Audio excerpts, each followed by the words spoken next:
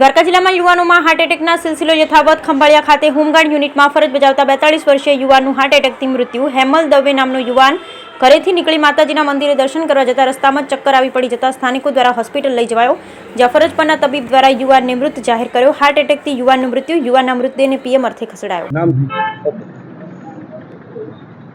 Sandeep Khetiya, district commander home guard.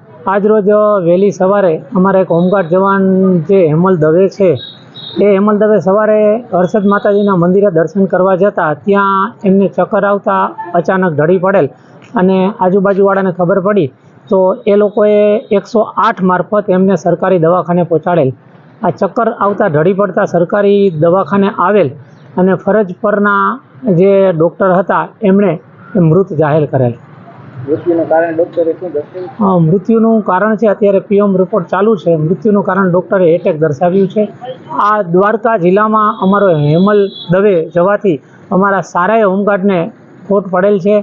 રાષ્ટ્રભક્ત અને હોમગાર્ડની ડ્યુટીને એકદમ વફાદાર એવા હેમલ દવે એને પ્રભુ પરમાત્મા આત્માને શાંતિ આપે એવી પ્રાર્થના.